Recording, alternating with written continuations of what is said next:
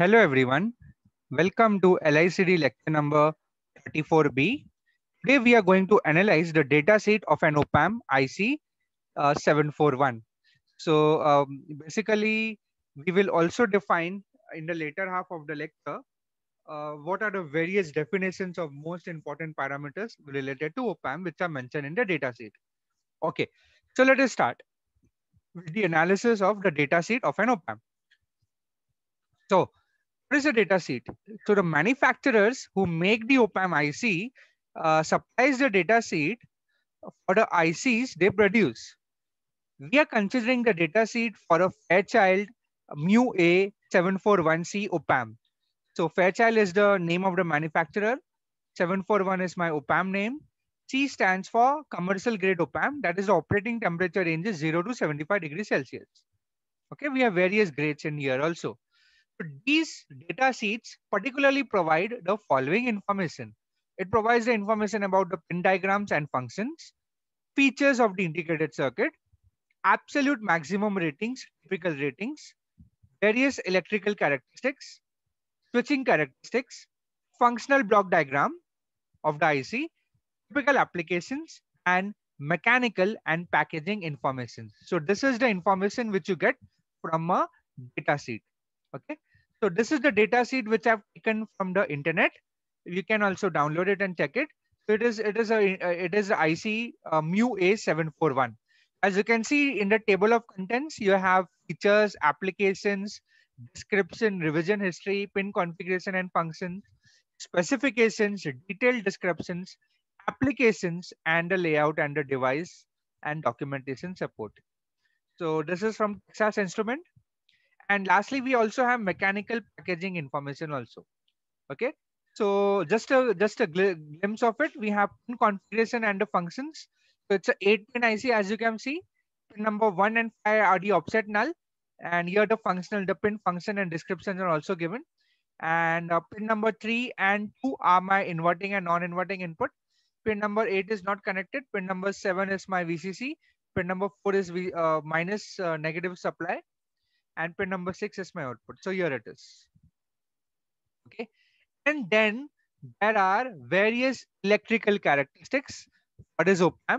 And we have specified that VCC is plus or minus 15 unless otherwise noted.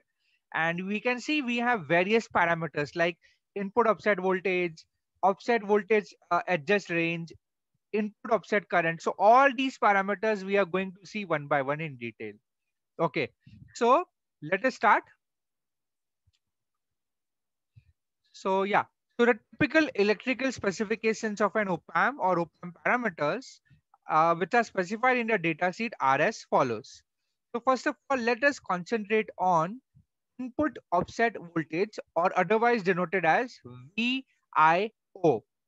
Okay. So what is this input offset voltage? It is the voltage that must be supplied, that must be applied to the input terminals of an Opamp to make the output offset voltage 0. That means to make output equal to 0. VIO can be positive or a negative, hence its absolute value is listed on the datasheet. So here is my open loop Opamp, okay, and here I have connected VIO externally, pin number V plus, right? This is done, this VIO is applied to make the output 0. Because if we have not applied anything at the input, the output should be 0. And if it is not 0, we have to apply this input offset voltage to make the output offset voltage equal to 0, which is denoted by VOO. So smaller the value of VIO, better the input terminals are matched, meaning input terminals are having same voltage. For 741C, the maximum value of the input offset voltage is 6 millivolt. Now let us check this information in the data sheet.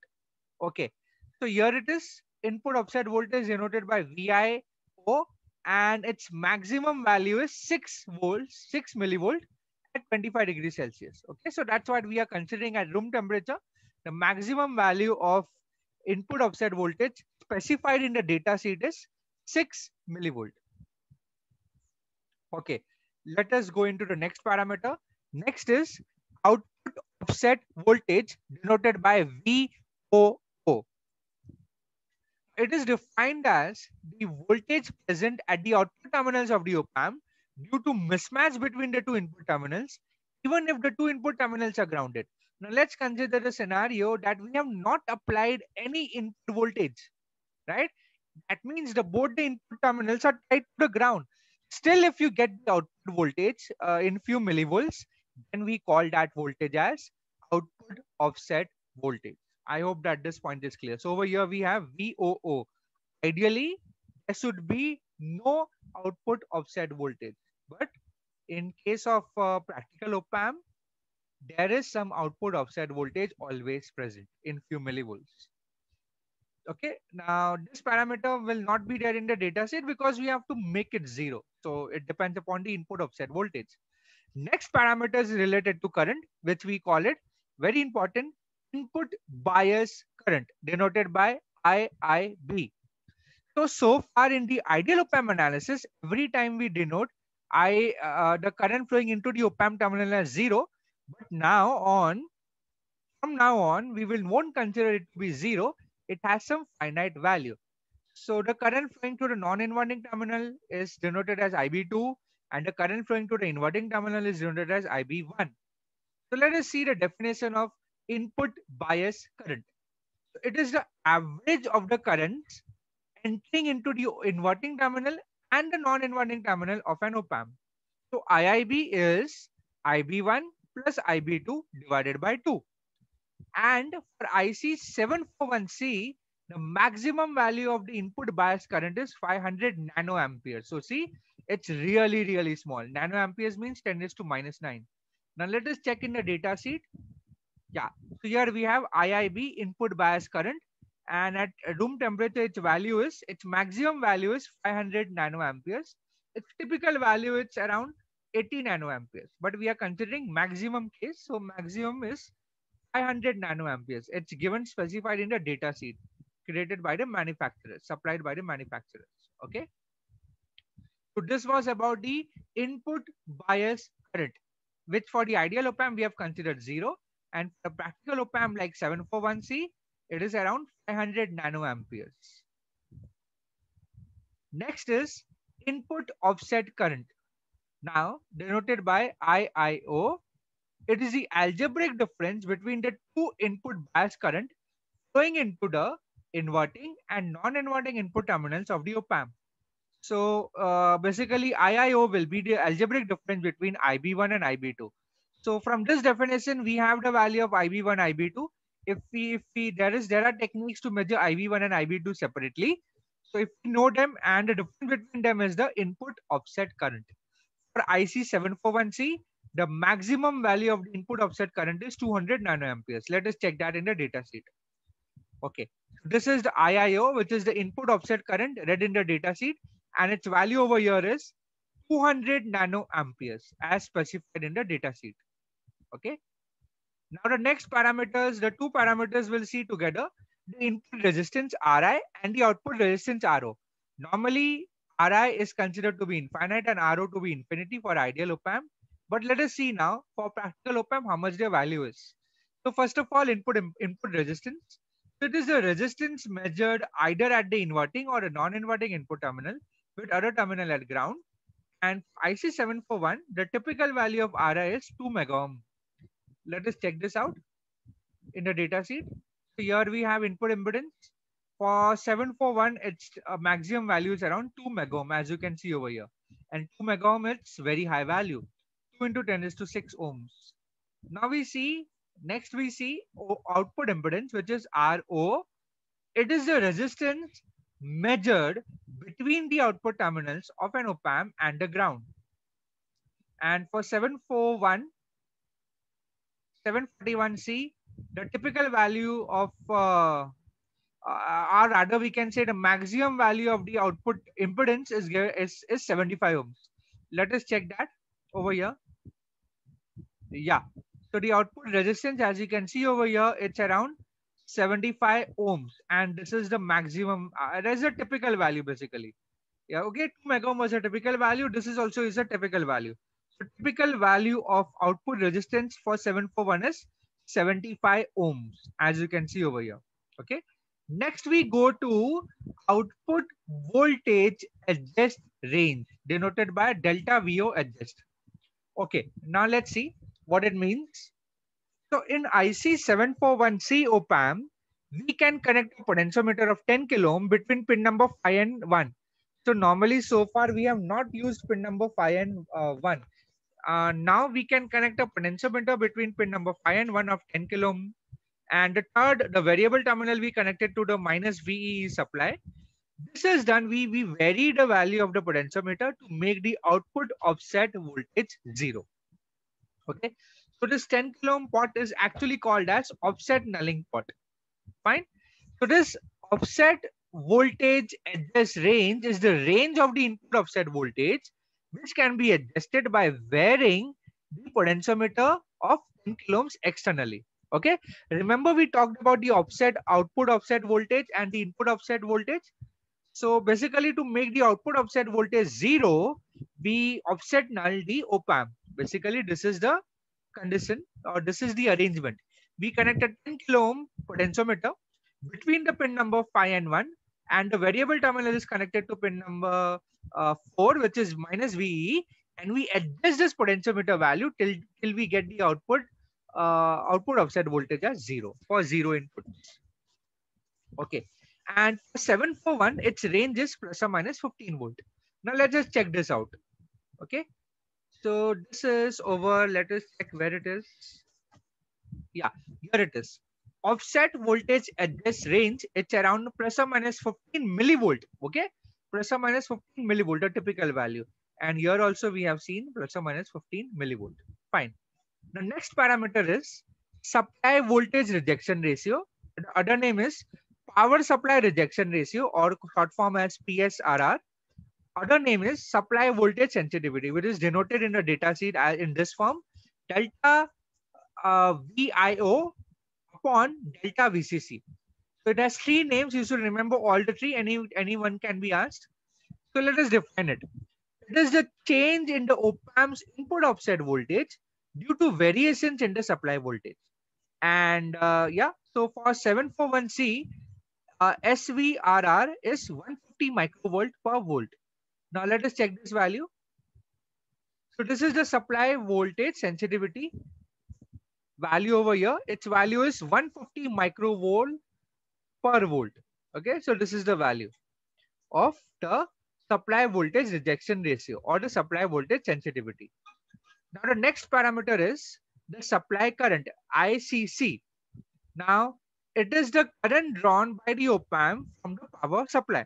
Remember, op-amp requires VCC and VEE supply, the external supply. So the current drawn by the op-amp from the power supply is denoted by supply current. And for IC741, its max value is 2.8 milliamperes. So let us check that value. ICC supply current is maximum value under room temperature is 2.8 milliamperes, as you can see very clearly mentioned in the data sheet. Okay, and another parameter is the output short circuit current denoted by IOS.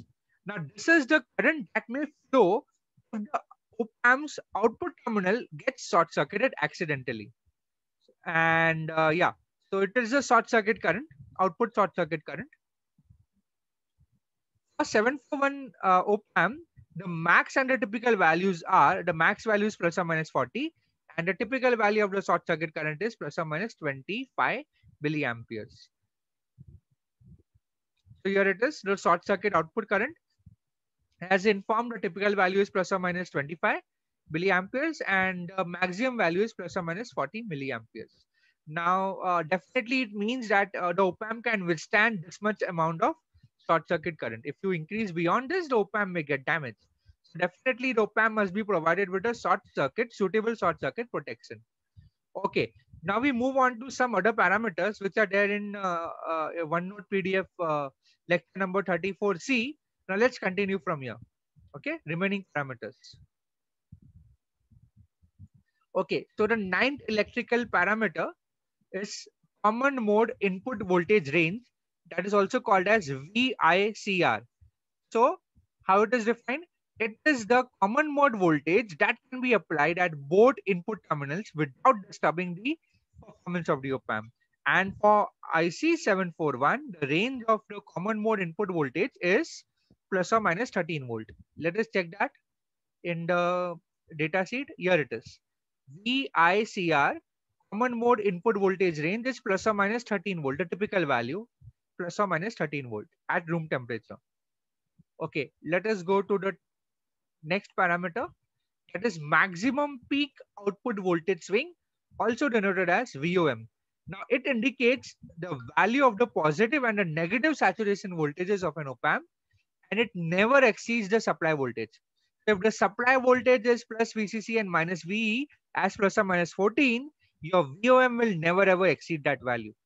And for a VCC and VE of plus or minus 15 volt, the max value of the VOM, that is the maximum peak output voltage swing, is plus or minus 14. Let us check this number. So VOM, let us check where it is VOM written. Yeah, maximum peak output voltage swing is plus or minus 14 over here. Okay. So for RL connected as 10 kilo ohm at room temperature, it is plus or minus 14 volts given over here. So that's the maximum peak output voltage swing. Okay. So the next electrical parameter is the total power decimation, denoted by PD. This parameter gives the amount of the quiescent current, quiescent power, that is when the VI is equal to 0 volt, that must be consumed by the op-amp to operate properly. And for 741, the value of PD is 85 milliwatt. I think it's by mistake written as what? It's 85 milliwatt. So let us check out the total power dissipation. So the total power dissipation, no load, is 85 milliwatt. As I have told you, it's milliwatts. Okay. So by default, by mistake, I think it has come. Please pardon me for that. I'll correct it in the OneNote PDF. It is 85 milliwatt. Okay. Next is large signal voltage gain, denoted by the AOL, which is nothing but your open loop voltage gain. So it is a ratio of the output voltage to the differential input voltage, that is denoted by V out upon VID. And for 741, its value is 200 volt per millivolt, that is around 2 into 10 is to 5. Okay, let us check this value. Large signal differential voltage amplification, which is around 200 millivolt per millivolt, so that is around 2 into 10 is to 5. Okay, so the next parameter is the common mode rejection ratio. Okay, by mistake it is written reflection ratio, sorry for that. It's rejection ratio, CMRR. So CMRR decides how well an op-amp is capable of rejecting a common mode input signal, that is VCM plus noise, and amplify the desired differential mode signal. So mathematically, it is given by 20 log to the base 10 AD upon ACM, and its value is for 741, it's 90 dB. So the higher the value of CMRR, the better is the rejection of common mode signal, that is noise. So let's check this number, CMRR, 90 dB or no, it is. Yeah, common mode rejection ratio at room temperature, the typical value is 90 dB. Okay, the higher the value, the better the op-amp is. Next and the last parameter is the slew rate, denoted by SR. So it is the most important parameter related to the switching characteristics. Okay, not the electrical characteristics, but the switching characteristics.